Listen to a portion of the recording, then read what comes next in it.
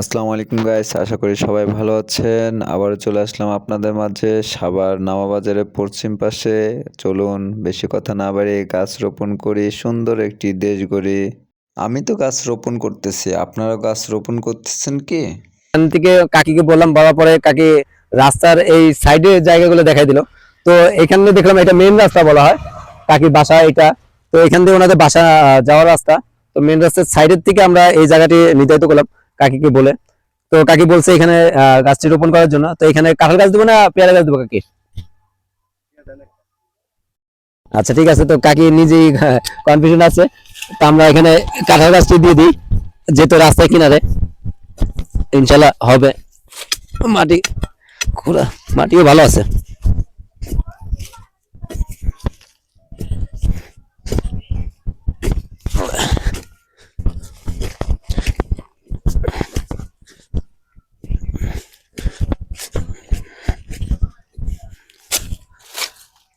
এই জায়গাটা তো সম্পূর্ণ আপনাদের নাকি এই পাশটা?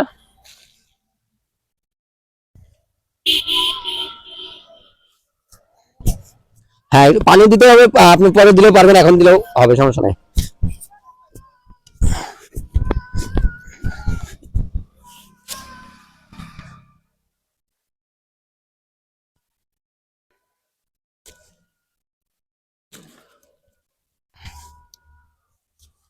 তো মাটি খোঁড়া শেষ হলো। চারটি কাঁঠাল গাছের চারটি এখানে। হ্যাঁ, সকালেরটা পাবে আর কি।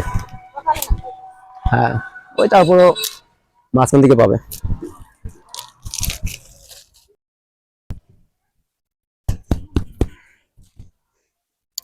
তো দেখতে দেখতে কাঁঠাল গাছের চারটি রোপণ করা শেষ হলো। ইনশাল্লাহ আশা করি গাছটি যাতে ভালো হয়। তো ছাপ তো ইনশাল্লাহ কাকি বলছে যে কাঁঠাল তুলে এখান থেকে নিয়ে যায় খাইতে। তা কাকি যাক বলছে যে, তো ইনশাল্লাহ আসবো কোনোদিন। তো কাকি পেয়ারা গাছের চারাটি কোথায় দিব?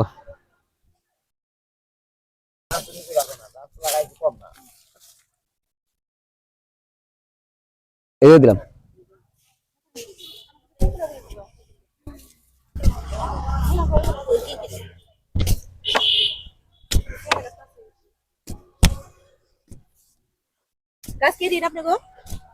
এখন আপাতত এগুলাই নিয়ে আসছি, আমাদের স্টক আরো আছে।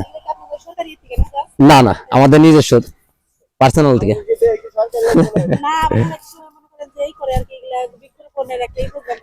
এখন যে ইতে আছে, আমরা তো আমাদের সরকারই নাই। আপনি সরকার থেকে পাবো কোথা থেকে?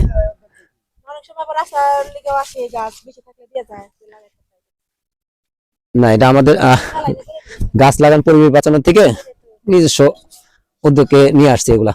কারণ এখন প্রায় গাছ বিলীন হয়ে যাচ্ছে, তো এই জন্য আমরা এই উদ্যোগটা নিয়েছি গাছ লাগান পরিবেশ বাঁচানোর জন্য। আপনারা নিজেরা লাগাই নিতে পারবেন, খালি জাস্ট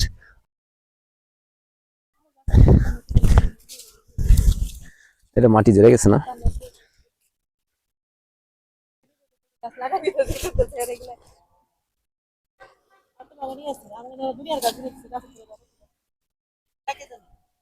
গাছের মতো গাছ ফল গাছ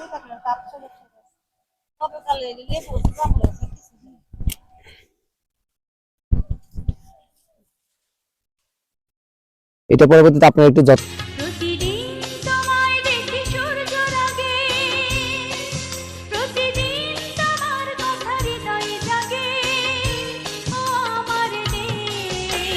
পেয়ারা গাছের চারাটি রোপণ করা শেষ হলো।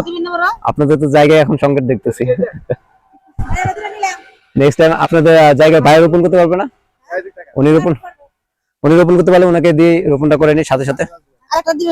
কোথায় করবেন? সমস্যা নেই, চলেন। সবাই ভালো থাকবেন, সুস্থ থাকবেন। একটি গাছ রোপণ করুন, নতুন জীবন গড়ে তুলুন। খোদা হাফেজ।